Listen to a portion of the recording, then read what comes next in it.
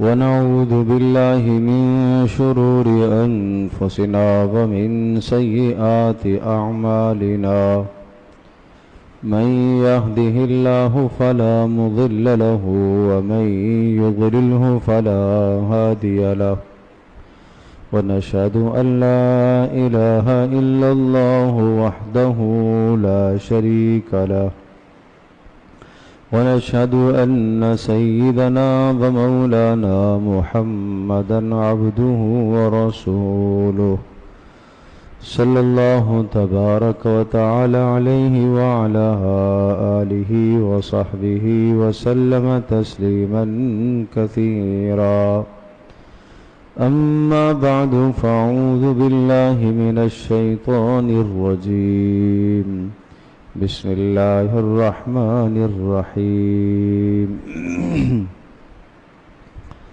أم حسبت أن أصحاب الكهف والرقيم كانوا من آياتنا عجبا إذ أوى الفتية إلى الكهف فقالوا ربنا آتنا من لدنك رحمة وهيئ لنا من أمرنا رشدا فضربنا على آذانهم في الكهف سنين عددا ثم بعثناهم لنعلم أي الحزبين أحصى لما لبثوا أمدا صدق الله مولانا العظيم رب اشرح لي صدري ويسر لي أمري واحلل عقدة من لساني يفقه قولي اللهم صل على محمد وعلى آل محمد كما صليت على إبراهيم وعلى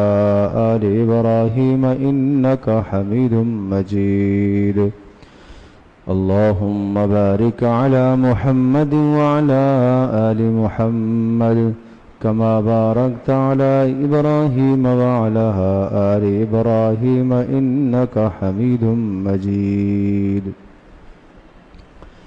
گرامی قدر حاضرین و سامعین، سورۃ الکہف کی ابتدا میں سے پہلے رکوع کی چند آیات مقدسہ میں نے اس وقت تلاوت کی ہے۔ سورۃ الکہف قرآن مقدس کی ان بلند ترین اور عظیم الشان صورتوں میں سے ہے کہ جس صورت میں انسانوں کو بہت بڑے بڑے سبق دیے گئے ہیں اور اپنے ایمان کے تحفظ کے لیے، اپنے ایمان کو بچانے کے لیے اپنا سب کچھ تن من دھن سب چیز کی بازی لگا کر اپنا ایمان محفوظ ہو جائے۔ جو آدمی اپنے ایمان کو بچا لے سب کچھ قربان کر کے، وہ سب سے بڑا خوش نصیب اور سعادت مند ہے۔ اس سورہ مبارکہ کا موضوع اور مضمون یہی ہے۔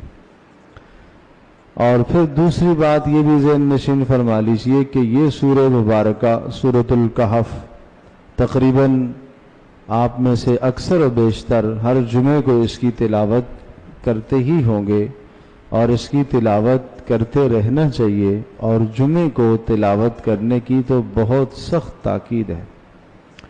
اور جو آدمی ہر جمعے کو اس کی تلاوت کرتا ہے، اللہ تبارک و تعالی قیامت تک ہونے والے تمام فتنوں سے، خاص طور پر دجالی فتنوں سے اللہ اسے محفوظ کرتا ہے۔ یہ سورہ مبارکہ پڑھنے والے کے لیے ایک قلعہ ہے، پڑھنے والے کے لیے ایک تحفظ کا ذریعہ۔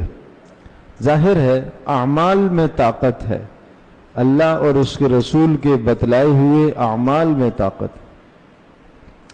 اور اسی طرح سے تیسری بات اس کی فضیلت سے متعلق یہ ذہن نشین فرما لیجئے کہ پیارے پیغمبر صلی اللہ تعالی علیہ وسلم نے روزانہ سورۃ الکہف کی ابتدائی 10 آیات کے پڑھنے کی تاکید فرمائی، اور جو آدمی جمعے کو پڑھنے کا اہتمام کرتا ہے تو حدیث پاک میں آتا ہے کہ اس جمعے سے لے کر آئندہ جمعے تک اللہ تبارک تعالیٰ اس کو نور عطا کرتا ہے۔ اچھا، وہ نور جو ملتا ہے اس سے کیا ہوتا ہے؟ نور کا یہ مطلب نہیں ہے کہ چہرہ آپ کا خوبصورت ہو جائے گا، چہرہ نورانی ہو جائے گا، یہ بھی ایک معنی ہے، چہرے پر نور آئے گا، لیکن نور کا معنی ہے روشنی، اور روشنی کے ذریعے سے انسان صحیح اور غلط کی پہچان کرتا ہے۔ رات کی تاریکی میں آنکھیں موجود ہیں لیکن راستہ نہیں نظر آتا کہ روشنی نہیں ہے اس کے پاس، حالانکہ آنکھیں ہیں لیکن نظر کچھ نہیں آتا، اس لیے کہ آنکھ دیکھنے میں روشنی کی محتاج ہے۔ بالکل اسی طرح سے نور عطا کرنے کا معنی یہ ہے کہ اللہ تبارک تعالی اس کو ایسی ایمانی طاقت عطا فرمائے گا کہ وہ صحیح اور غلط اور جائز اور ناجائز اور درست اور نادرست میں فرق کرتا رہے گا۔ ظاہر ہے صحیح پہچان لوں تو میں صحیح پر عمل کروں، اور میں غلط کو پہچانوں اور غلط سے بچ جاؤں، جائز کام کو سمجھ جاؤں اور جائز کو اختیار کر لوں، اور ناجائز کام کو میں سمجھ جاؤں اور ناجائز سے میں بچ جاؤں۔ پیارے پیغمبر صلی اللہ تعالی وسلم کی ایک دعا ہے، اللہم ارنا الحق حقا وارزقنا اتباعہ، اے اللہ میرے سامنے حق کو واضح فرما اور حق کے پیچھے چلنے کی مجھے توفیق عطا فرما، وَأَرِنَا الْبَاطِلَ بَاطِلًا وَارْزُقْنَا اجْتِنَابَهُ، اور اے اللہ میرے سامنے باطل کو بھی واضح فرما اور باطل سے بچنے کی بھی مجھے توفیق عطا فرما۔ تو پیارے پیغمبر صلی اللہ تعالی وسلم جب یہ دعا مانگ رہے ہیں تو میں اور آپ ہمیں کتنی زیادہ ضرورت ہے کہ ہم ایسی دعا کیا کریں۔ تو سورۃ الکہف کی تلاوت میں یہ خصوصیت ہے کہ جو آدمی جمعے کو تلاوت کرتا ہے، اس جمعے سے لے کر آئندہ جمعے تک اللہ اس کو نور عطا فرماتا ہے، ایمانی ترقی عطا فرماتا ہے، تقوی کی دولت عطا فرماتا ہے، جس کی وجہ سے وہ صحیح اور غلط میں اور اچھائی اور برائی میں، جائز اور ناجائز میں تمیز کرنے کی صلاحیت رکھتا ہے۔ گویا کہ صحیح اور غلط کی تمیز کی صلاحیت اللہ اسے عطا کرتا ہے۔ اللہ پاک ہم سب کو اس کی تلاوت کی توفیق عطا فرمائے۔ تو جس نے نہیں کی نماز جمعے کے بعد اہتمام فرمائے۔ اب آپ کہیں گے کہ بھائی اگر ہم نے نہیں کی تو ہمارا کیا نقصان ہوگا؟ میرے عزیز دوستوں اور بزرگوں، بہت بڑا نقصان ہوگا۔ اس نقصان کو ہم یہاں نہیں سمجھ سکتے۔ یہ اتنا بڑا نقصان ہوگا، اتنا بڑا نقصان ہوگا کہ دنیا کی کوئی شے اس نقصان کی تلافی نہیں کر سکتی۔ تو اس لیے اس کا اہتمام فرمایا کرے۔ سورۃ الکہف کے اندر جو مضامین ہیں، ان مضامین میں سے سب سے اہم اور مرکزی مضمون جو ہے وہ اصحاب کہف کا تذکرہ ہے، کہ چند جوان تھے گزشتہ قوموں کے اندر، اور جنہوں نے اپنے ایمان کے تحفظ کے لیے کسی پہاڑ کا راستہ اختیار کیا اور غار میں چھپ کر اپنے ایمان کا تحفظ کیا۔ یہ اس وقت کی بات ہے کہ جب اس وقت کا ظالم اور جابر حکمران جو تھا، وہ ظالم اور جابر بادشاہ حکمران، وہ اپنے سامنے لوگوں کو سجدہ کرایا کرتا تھا، اور سب کے سب اس کے ظلم کی چکی میں پس رہے تھے۔ اور ان جوانوں نے یہ سوچا کہ ہم اللہ کو چھوڑ کر کسی اور کے سامنے کیوں سجدہ کریں؟ یوں کہنے لگے، ربنا رب السماوات والارض، ہمارا پالنے والا، ہمارا پیدا کرنے والا، ہماری تربیت کرنے والا، ہمارے نفع اور نقصان کا مالک تو وہ اللہ ہے جو آسمانوں اور زمینوں کا بادشاہ ہے۔ تو جب ہمارے نفع اور نقصان کا مالک اور ہمیں تمام ضروریات عطا کرنے والا وہ اللہ ہے، تو پھر اس اللہ کو چھوڑ کر ہم کسی اور کے سامنے سجدہ ریز کیوں ہو جائیں؟ بھلے کوئی اور ہمیں ہزاروں لالچ دے، کسی بھی قسم کی ہمیں لالچ دے رہا ہو، ہمیں قتل کی دھمکی دے رہا ہو، جان کی دھمکی دے رہا ہو، ہمیں ہرگز ایسا نہیں کرنا چاہیے۔ اگر ہم نے ایسا کر دیا تو لقد قلنا اذا شططا، پھر تو بڑی غلط بات ہو جائے گی۔ یہ تو اللہ کے غضب اور غصے کو دعوت دینے والی بات۔ تو قرآن مجید میں اس تذکرے کو اللہ پاک نے بڑے عجیب انداز سے ذکر فرمایا ہے. یہ تذکرہ پہلے اجمال ہے پھر تفصیل ہے، اور اس اجمال کے اندر اللہ تبارک و تعالیٰ نے ان کی دعاؤں کو ذکر فرمایا کہ انہوں نے اللہ سے دعا کیا مانگی. اور یہ آج کے جوان کے لیے ایک پیغام ہے. سورۃ الکہف کا موضوع کیا ہے؟ نوجوانوں کے نام پیغام ہے. اللہ کا کیا پیغام؟ یہ تذکرہ کیوں اللہ پاک نے فرمایا؟ تو میں اس اجمال میں سے اس وقت دو باتیں ذکر کروں گا. ایک تو انہوں نے دعا کیا کی، اور آج ہر آدمی، جوان بھی، بوڑھا بھی، بڑا بھی، ہر آدمی اپنے ایمان کے تحفظ کے لیے اللہ سے اس طرح سے دعا مانگے. قرآن کہتے ہیں اذ اول فتیۃ الی الکہف فقالوا، کہا کہ یہ چند جوان تھے اور یہ اللہ تبارک و تعالی سے یوں دعا مانگنے لگے، ربنا آتنا، اے ہمارے پروردگار ہمیں آپ اپنی جانب سے رحمت عطا فرمائیے، وَهَيِّئْ لَنَا مِنْ أَمْرِنَا رَشَدًا، اے اللہ ہمارے معاملات میں آسانی پیدا کیجئے، اور اے اللہ ہمیں رشد کی طاقت عطا فرمائی. اب یہ ذرا غور کیجئے، اے اللہ ہمیں رشد کی صفت عطا فرمائیے. را شین دال، رشد، رشد، رشد، جس کا معنی کیا ہوتا ہے؟ رہنمائی، جس کا معنی کیا ہوتا ہے؟ ہدایت، جس کا معنی کیا ہوتا ہے؟ اللہ تبارک و تعالیٰ کی طرف سے خاص الخاص معرفت اور تعلق. اب میں اس لفظ کی وضاحت کرتا ہوں کہ انہوں نے کتنی اہم دعا مانگی ہے، اور یہ وہ دعا ہے، وہ کلمہ ہے، اور وہ خاص خوبی ہے جو اللہ نے نبیوں کو عطا فرمائی ہے. وَلَقَدْ آتَيْنَا رُشْدَهُ وَلَقَدْ آتَيْنَا إِبْرَاهِيمَ رُشْدَهُ مِنْ قَبْلِ، ہم نے ابراہیم کو رشد عطا فرمایا تھا. اچھا، اب ایک اور آیت کو ساتھ جوڑتا ہوں تاکہ اس کا معنی صحیح طرح سے سمجھ میں آئے کہ رشد اور رشد کس کو کہتے ہیں. سورۃ الحجرات میں اللہ تبارک و تعالی نے محمد رسول اللہ صلی اللہ تعالی علیہ وسلم کے صحابہ کی فضیلتوں کو ذکر کیا ہے.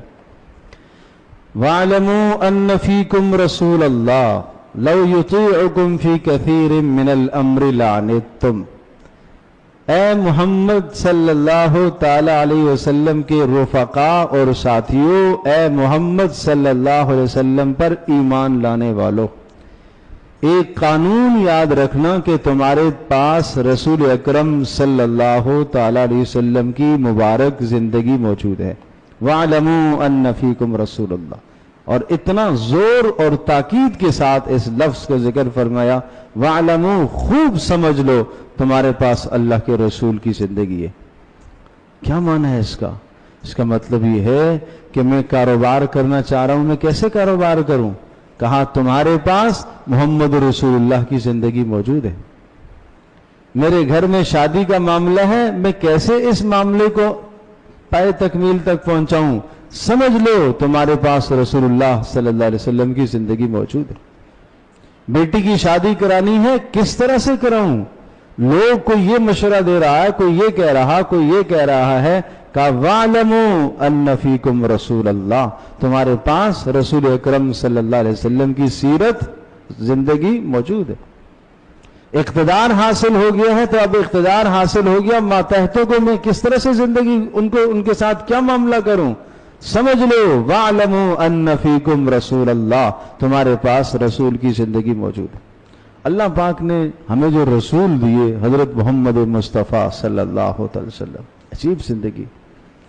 کوئی آدمی اگر فقر میں کس طرح سے رہے تو رسول اللہ کا فقر دیکھے. کوئی آدمی بادشاہت جس کو مل گئی تو وہ بادشاہت کی زندگی کس طرح سے گزارے، پیارے پیغمبر صلی اللہ علیہ وسلم کی زندگی کو دیکھے.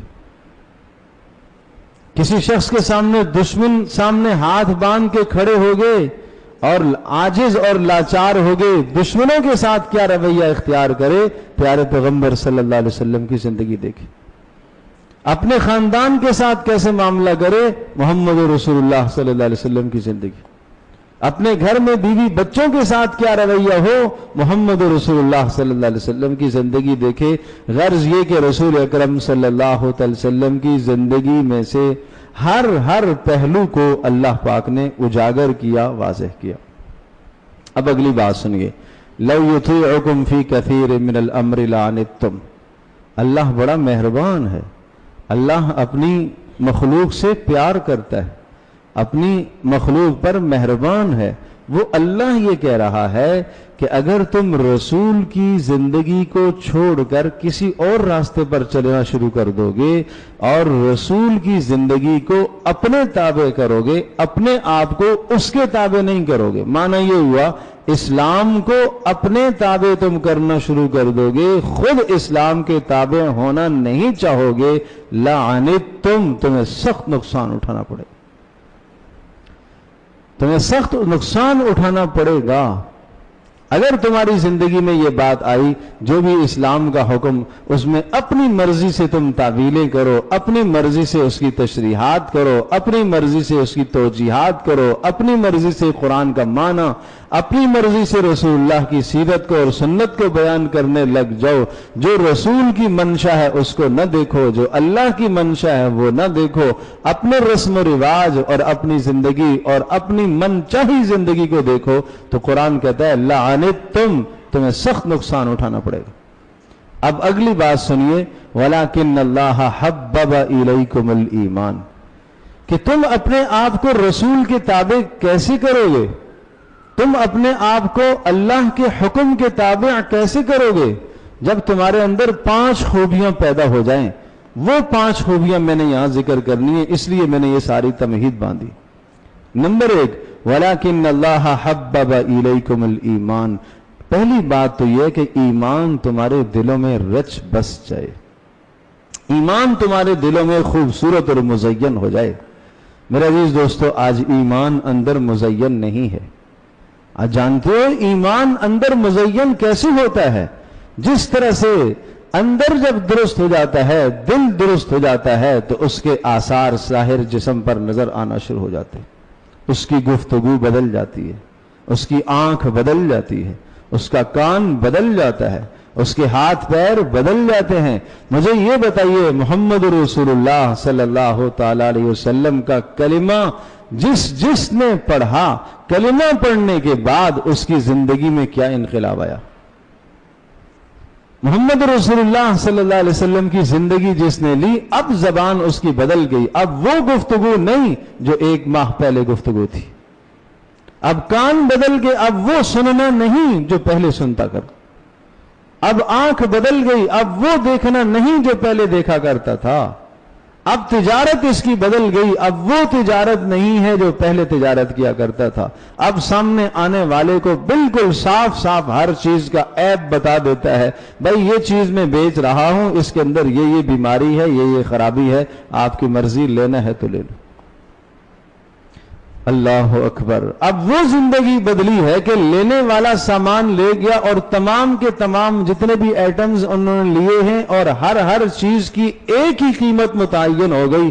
جب لے جانے والا جا چکا تو بعد میں خیال آیا جتنے ایٹمز میں نے دیے ان میں سے ایک چیز تو خراب تھی، قیمت میں نے پوری لے لی اس کی۔ اب وہ تلاش کرتے پھرتے ہیں، تلاش کر رہے ہیں کہ وہ آدمی گیا کہاں ہے، تاکہ میں اس کو کچھ پیسے واپس کروں کہ ایک چیز اس میں ناقص گئی ہے۔ آج کا کاروباری، آج کا دکاندار کیا کہتا ہے؟ میں نے بڑی سمجھداری سے چیز نکال دی، بیچ دی۔ آج مالک اسی کو سمجھدار سمجھتا ہے جو آنے والے کسٹمر کو صحیح طرح سے اس کو پاگل بنا کر اور اس کو خراب چیز فروخت کر دے۔ ہم یہ کہتے ہیں یہ بڑا کام کا لڑکا ہے، یہ بڑا سمجھدار لڑکا ہے۔ وہاں یہ معیار نہیں تھا، کیوں؟ ایمان اندر رچا بسا ہوا تھا۔ حبب الیکم الایمان، ایمان تمہارے نزدیک محبوب تر ہو جائے، تمام چیزوں سے زیادہ محبوب ترین چیز ایمان ہو جائے، تم اپنی جان کی بازی لگانا، مال کی بازی لگانا، گھر بار کو چھوڑنا، بڑے بڑے اقتدار کو چھوڑنا تمہارے لیے ایمان کی خاطر آسان ہو جائے، لیکن ایمان تمہارا نہ چھوٹے، یہ وہ قیمتی اثاثہ ہے۔ نمبر 2، وَزَيَّنَهُ فِي قُلُوبِكُمْ، اور ایمان تمہارے سر سے لے کر پیر تک سچا رچا بسا ہوا ہو، تمہارے جسم پر ایمان نظر آتا ہو۔ آج دل میں ایمان نہیں ہے تو ظاہر میں کیسے سجے گا ایمان؟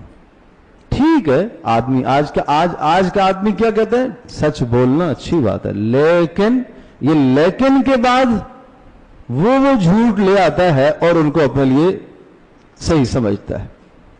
غیبت کرنی نہیں چاہیے، لیکن کیا کروں؟ صاف صاف تولنا چاہیے، لیکن کیا کروں؟ یہ لیکن کے بعد کوئی جواز نہیں ہے، یہ شیطانی پٹی ہے، یہ شیطانی وسوسہ ہے۔ تو اس لیے فرمایا حبب الیکم الایمان وزینہ فی قلوبکم، ایمان تمہارے دلوں میں مزین ہو جائے۔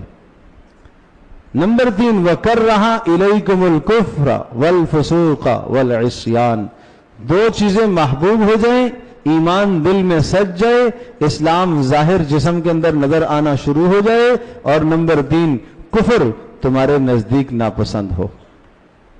کفر ناپسند ہونے کا مطلب پتہ ہے؟ ایمان لانے کے بعد کفر کی طرف جانا، نافرمانی کی طرف جانا آدمی کو اس طرح سے ناگوار ہو جس طرح سے آگ میں چھلانگ لگانا آدمی کو ناگوار ہوتا ہے، ایسے ناگوار ہو نافرمانی کی طرف جانا۔ اگر کوئی دعوت دے تو اس کو آپ یہ کہیں، کیا مجھے آپ آگ کی طرف دعوت دے رہے ہو؟ میں تمہیں اللہ کی طرف بلا رہا ہوں، تدعوننی الی النار، اور تم مجھے دوزخ کی طرف دعوت دے رہے ہو۔ یہ وہ رجل مومن تھا حضرت موسیٰ علیہ السلام پر ایمان لانے والا، جو فرعون کے خاندان کا تھا، اور وہ بار بار اسے سمجھا رہے تھے کہ جناب تم اپنی قوم کو چھوڑ کر کہاں جا رہے ہو؟ تو اس نے ایک جملہ بولا، میں تمہیں اللہ کی طرف دعوت دے رہا ہوں اور تم مجھے دوزخ کی طرف، جہنم کی طرف دعوت دے رہے ہو۔ تو اگر میرا دوست، میرا عزیز مجھے کوئی نافرمانی کی دعوت دیتا ہے، یا کسی ایسی محفل میں مجھے بلاتا ہے اور اس نے میرے لیے کارڈ بھیجا ہے جہاں اللہ کی نافرمانی ہو رہی ہو، تو مجھے سمجھنا چاہیے نا، یہ مجھے دوزخ کی طرف دعوت دے رہا ہے، مجھے تو نہیں جانا یہاں۔ یہ ہے کفر کا ناپسند ہونا۔ اچھا اگر میں نہیں گیا تو پھر کیا ہوگا؟ دوستی ٹوٹ جائے گی۔ اب یہاں ہمیں شیطان یہ کہتا ہے جی کیا کریں، رشتہ داریاں بھی تو پالنی ہیں۔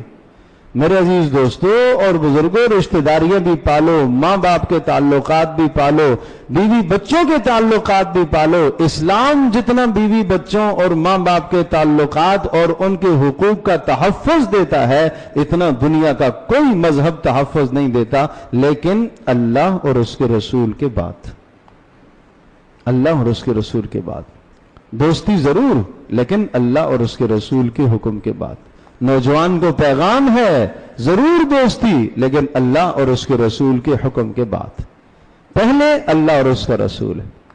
مجھے وہ دوستی نہیں چاہیے جو مجھے اللہ سے باغی کر دے، وہ دوستی نہیں چاہیے جو مجھے رسول پاک صلی اللہ علیہ وسلم کی محبت سے دور کر دے، مجھے وہ دوستی نہیں چاہیے جس دوستی کے اندر پڑھ کر اور لگ کر میں اللہ کی نافرمانی کروں، یہ دوستی نہیں چاہیے۔ یہ آج کے جوان کی سوچ ہونی چاہیے۔ تو یہ ہے وَكَرَّهَ إِلَيْكُمُ الْكُفْرِ، کہ کفر تمہیں اس طرح سے ناپسند ہو۔ کافروں کے گیت نہ گاؤ، کافروں کی زندگی کے گیت نہ گاؤ کہ وہ تو بڑے مزے سے زندگی گزار رہے ہیں، بڑے مزے سے زندگی گزار رہے ہیں۔ قرآن کا پیغام سمجھو، وَلَوْلَا أَن يَكُونَ النَّاسُ أُمَّةً وَاحِدَةً لَجَعَلْنَا لِمَن يَكْفُرُ بِالرَّحْمَنِ مِن بُيُوتِهِمْ سُقُفًا مِّن فِضَّةٍ۔ اگر ہمیں تمہارے ایمان کا، ہم تو تمہارے اوپر مہربان ہیں، اللہ کہہ رہا ہے، اگر ہمیں یہ اندیشہ نہ ہوتا کہ تم کمزور ایمان والے اپنے ایمان کو چھوڑ دو گے تو ہم اس دنیا میں کافروں کے گھروں کو سونے کا بنا دیتے، کافروں کے گھروں کو سونے کا بنا دیتے، اور ان کی چھتیں اور ان کے گھروں کے اندر سیڑھیاں اور ان کا سارا سامان سونے اور چاندی کا ہوتا۔ فرمایا والعاقبۃ للمتقین، اچھا انجام تو تقویداروں کا ہے جو اللہ کو ماننے والے ہیں، اصل تو ان کی زندگی ہے۔ اگر یہ فقر میں بھی ہے، ان کے پاس ایمان ہے، تو اصل تو مزے کی زندگی یہ گزار رہے۔ آپ جانتے ہیں بدر میں احد کے اندر وَأَنْتُمُ الْأَعْلَوْنَ إِن كُنْتُم مُؤْمِنِينَ ظاہری ایک شکست ہو گئی مسلمانوں کو، اس پر کیا ارشاد فرمایا؟ وَأَنْتُمُ الْأَعْلَوْنَ إِن تم پریشان ہوتے ہو کیا؟ اگر تمہارے 70 شہید ہو گئے اور تمہاری 70 جانیں چلی گئیں تو غم کی کیا بات ہے؟ تمہارے پاس تمہارا اللہ اور تمہارا رسول موجود ہے، غالب تو پھر بھی تم ہی ہو، اوپر تو پھر بھی تم ہی ہو، اس لیے کہ تمہارے جو 70 مارے گے وہ سیدھے جنت میں جائیں گے، تو غلبہ تو پھر بھی تمہارا ہی ہے، اس لیے کہ تمہارے پاس اللہ اور اس کا رسول موجود ہے۔ وہ زندگی اگر تمہاری زندگی سے نکل گئی اللہ اور اس کے رسول کی تو پھر تو تمہارے لیے ناکامی ہے۔ اور فرمایا والفسوق والعصیان، اور ظلم اور زیادتی بھی تمہیں ناپسند، کسی ظالم کا ساتھ تم نہ دو۔ یہ 5 صفات رشد کہلاتی ہیں، اور اصحاب کہف نے اللہ سے یہ 5 خوبیاں مانگی تھی، اور یہ 5 خوبیاں اللہ نے محمد الرسول اللہ صلی اللہ علیہ وسلم کے صحابہ کو بلا مانگے عطا فرمائی تھی۔ پھر سنیے 5 خوبیاں جو اصحاب کہف نے اپنے ایمان کے تحفظ کے لیے اللہ سے مانگی تھی، اے اللہ ہمیں رشد عطا فرما۔ اور میں نے عرض کیا کہ رشد کی تفسیر سورۃ الحجرات میں اللہ تبارک و تعالیٰ نے ذکر فرمائی ہے۔ رشد یہ ہے کہ انسان کے دل میں ایمان رچا بسا ہے، سب سے زیادہ قیمتی اثاثہ اس کا ایمان ہو۔ نمبر 2 اس کے ظاہر میں اسلام سجا ہوا ہو۔ نمبر 3 کفر اس کو ناپسند ہو جائے۔ نمبر 4 فسق اور فجور اور گناہ نافرمانیاں بھی اس کے نزدیک ناپسند ترین ہو جائے۔ اور نمبر 5 ظلم اور زیادتی کو بھی وہ ناپسند کرتا ہو، وہ کبھی کسی ظالم کا ساتھ نہ دیتا ہو، کبھی کسی ظالم کی حمایت نہ کرتا ہو۔ فرمایا یہ لوگ راشدون ہیں، یہ اللہ کے مقرب ہیں، یہ اللہ کے ولی ہیں، اللہ کا قرب انہیں حاصل ہے۔ تو یہ دعا مانگی تھی اصحاب کہف نے اللہ پاک سے، تو اپنے ایمان کے تحفظ کے لیے اس طرح سے اللہ سے مانگا کرو۔ پھر کیا فرمایا؟ فَضَرَبْنَا عَلَىٰ آذَانِهِمْ فِي الْكَهْفِ سِنِينَ عَدَدًا۔ اللہ فرما رہے کہ جب انہوں نے ہم سے یہ دعا مانگی تو ہم نے اس دعا کی قبولیت اس طرح سے کی ہے کہ ان کو ہم نے میٹھی نیند سلا دیا، 309 سال وہ سوئے رہے، اور اللہ نے ان کے ایمان اور ان کی جان اور ان کی ہر شے کا تحفظ فرمایا۔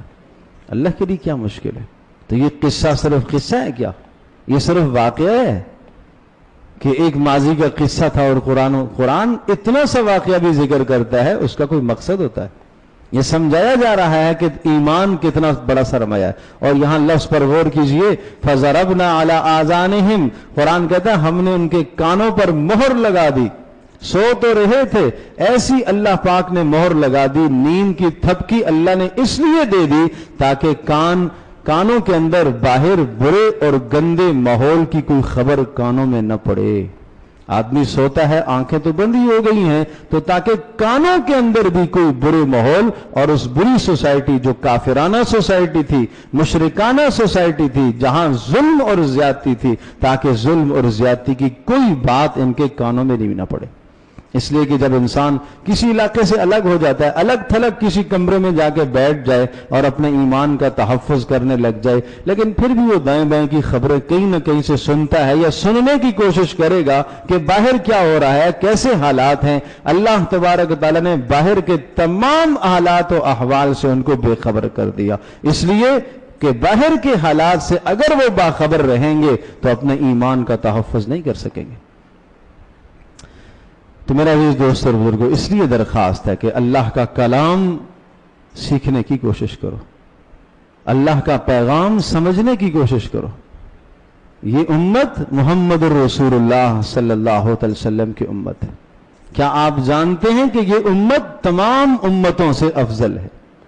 کیا آپ جانتے ہیں کہ اس امت کے رسول حضرت محمد رسول اللہ صلی اللہ علیہ وسلم تمام رسولوں سے افضل ہے؟ کیا آپ جانتے ہیں کہ اس امت کو جو اللہ نے کتاب دی ہے قرآن مجید، وہ تمام کی تمام کتابوں سے افضل ہے؟ جس امت کا تعلق براہ راست اللہ پاک سے ہو، جس امت کا تعلق براہ راست محمد رسول اللہ سے ہو، جس امت کا تعلق اللہ پاک کی وحی سے ہو، کہ اس کی رہنمائی کہاں سے آئی؟ اللہ کی وحی ہے۔ جس امت کو ایسا کلام اللہ نے عطا فرمایا، ایسا قرآن عطا فرمایا کہ جو قیامت تک انسانوں کو وہ چیلنج کرتا ہے، لاؤ اس کی مثال، فصاحت میں اس کی مثال لاؤ، بلاغت میں اس کی مثال لاؤ، الفاظ میں اس کی مثال لاؤ، معنی میں اس کی مثال لاؤ، گزشتہ امتوں کی ٹھیک ٹھیک تاریخ بتاتا ہے، اس میں اس کی مثال لاؤ، آئندہ آنے والے حالات کی پیشن گوئی کرتا ہے، اس میں اس کی مثال لاؤ، بہترین رہبر اور رہنما اور ہدایت دینے والی کتاب ہے، اس میں تم اس کی رہنمائی، اس کی مثال لے کر آؤ۔ اس طرح سے یہ قرآن چیلنج کرتا ہے۔ اس سے بہتر کوئی قانون نہیں ہو سکتا، اس سے بہتر کوئی طرز زندگی نہیں ہو سکتا، اس سے بہتر کوئی معاش کا ذریعہ نہیں ہو سکتا جو قرآن نے بتایا ہے، اس سے بہتر معاشرت کا کوئی ذریعہ نہیں ہو سکتا جو قرآن نے ہمیں سمجھایا ہے۔ لیکن کاش کہ ہم قرآن کو سیکھنے لگ جائیں۔ اس لیے فرمایا القرآن حجۃ لک او علیک، یہ آپ کے حق میں گواہ ہوگا یا آپ کے خلاف گواہ ہوگا۔ دیکھو اس کو اپنے حق میں گواہ بنا رہے ہو یا اپنے خلاف گواہ بنا رہے ہو۔ صرف یہی اس کا حق نہیں ہے، صرف یہی اس کا حق نہیں ہے۔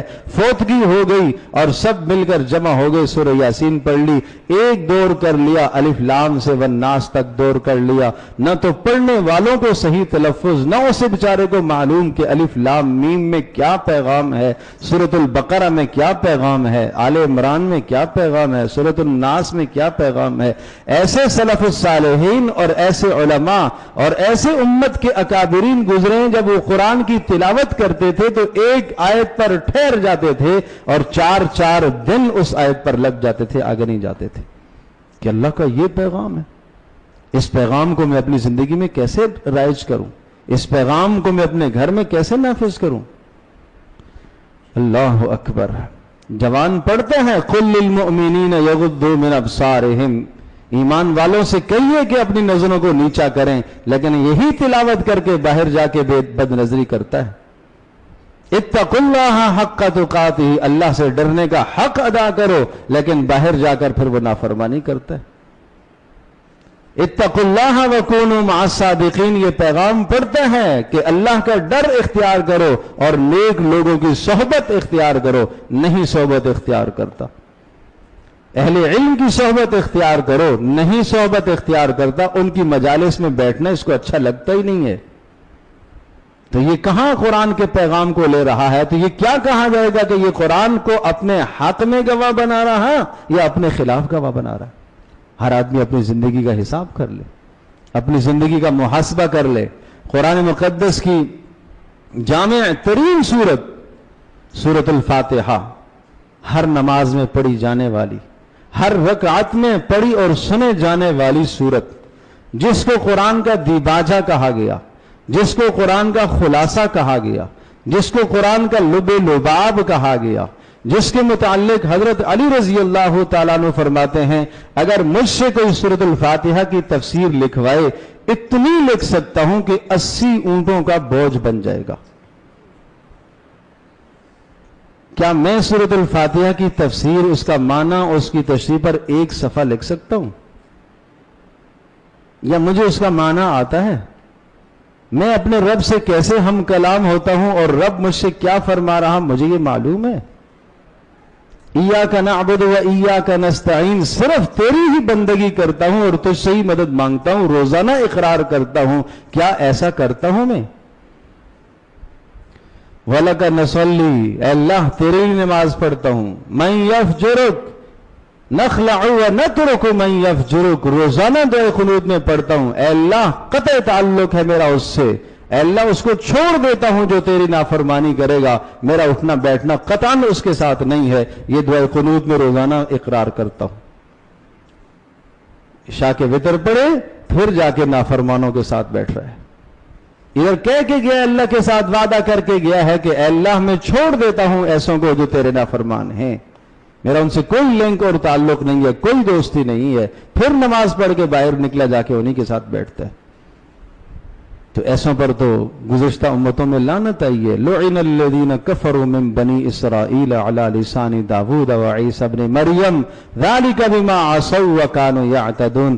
حضرت داود علیہ السلام اور عیسیٰ علیہ السلام کی زبان سے اللہ نے ایسوں پر لعنت فرمائی ہے. کیا جرم تھا پیارے پیغمبر صلی اللہ علیہ وسلم سے پوچھا گیا. آپ نے فرمایا یہ نافرمانوں کے ساتھ بیٹھا کرتے تھے, نافرمانی کرتے نہیں تھے, ان کے ساتھ بیٹھا کرتے تھے. تو آج ہم سے صحبتیں نہیں چھوٹتی. تو میں یہ عرض کر رہا تھا قرآن سیکھیں, قرآن سیکھیں, اپنی زندگی کو متعین کریں, اپنی زندگی کا ہدف سمجھیں کہ میں کیوں دنیا میں آیا ہوں. تو الحمدللہ ثم الحمدللہ یہاں ابھی یہ سلسلہ شروع ہونے والا ہے تفسیر قرآن کریم کا.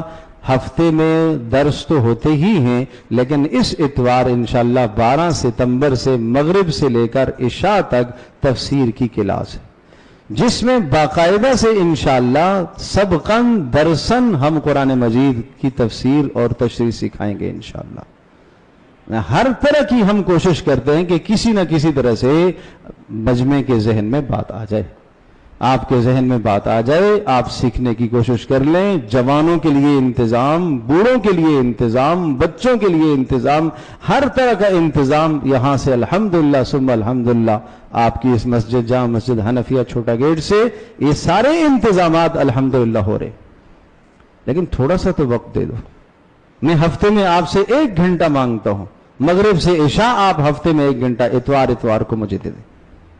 آپ کہیں گے گھر کے کام ہیں, بیوی بچوں کے کام ہیں, پورا دن جو ہے اور پورا ہفتہ کاموں میں رہتے ہیں, اور ایک دن, بھئی ایک دن میں پورا دن نہیں کہہ رہا, میں ایک دن کا 1 گھنٹہ کہہ رہا. مغرب سے عشاء 1 گھنٹہ 1.25 گھنٹے کا وقت ہوتا ہے.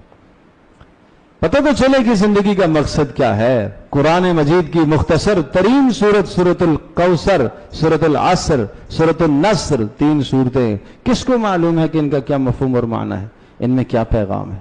سورۃ الفلق, سورۃ الناس جس کو بڑے خزانے کہا گیا, اور سورۃ الفلق اور سورۃ الناس جن کو مضبوط قلعے کہا گیا, کس کو معلوم ہے یہ.